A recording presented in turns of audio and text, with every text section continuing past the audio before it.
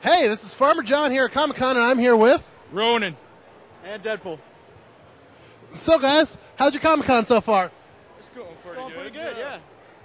It's having a lot of fun, meeting a lot of people. Anything that you've seen so far that you really, really liked?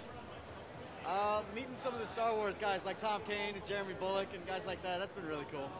Yeah, see Lori Petty actually was pretty nice. I like that. Tank Girl, awesome. I love that movie. Is there anything you'd recommend people checking out if they come down here? This weekend, just all the vendors. Yeah, all the vendors. There's lots of cool statues, toys, comics. Everything's awesome here. So the video game section too actually is pretty awesome. So you guys are big gamers? So here's a question for you. This is kind of a big time because we have Champions Online launching here in like 3 days. For the open beta is going to start. Then pretty soon DCU Online is going to come up. So what do you guys think about that? We've been waiting for God knows how long for DC Universe to come out. As soon as that comes out, that's my excuse to get my PS3, get everything set up. I mean, it's it's going to be awesome. Yeah. But other than that, I don't really play a whole lot of MMOs. So what inspired you guys to come down here as Ronan and Deadpool? I've been doing this costume for 2 years now, and I go to a convention every year. If it's not here, it's San Diego. Next year, I'm going to be at Celebration. So I chose Ronan because I'm a big fan of the new Avengers. Love the character, Hawkeye, awesome. So I thought it'd be cool and a unique costume to come as. No one else has done it. So okay. Is there anything you guys would like to say to the camera? Hi, Mom. Hey.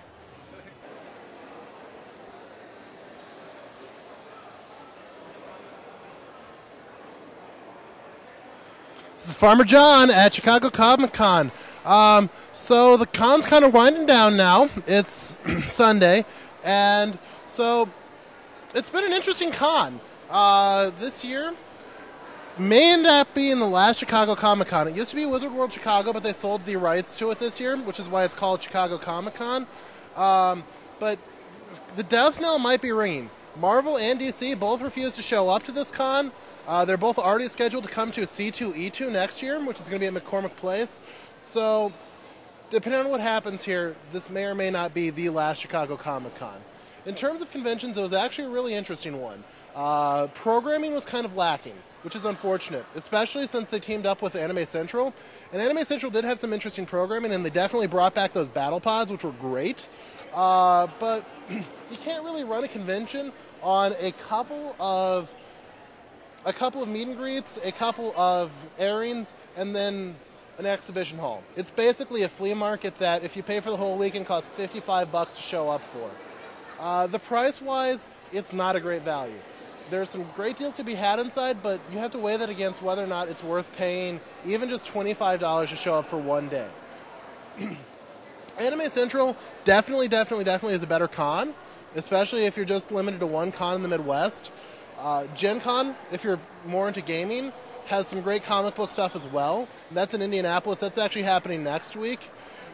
We're unfortunately not going, but I can tell you that Gen Con runs a solid, stable con and has been for decades at this point. Like I said, Anime Central is another great one in the Midwest. Dragon Con is still the winner for science fiction and fantasy.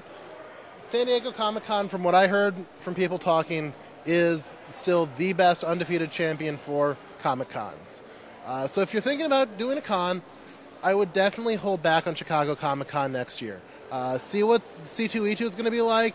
Check the programming for Comic-Con here. See what it's going to do. But if you're only going to go to one con, you might want to shop around. Okay? It's Farmer John signing out. Had a great con. Hope to see you guys at another con.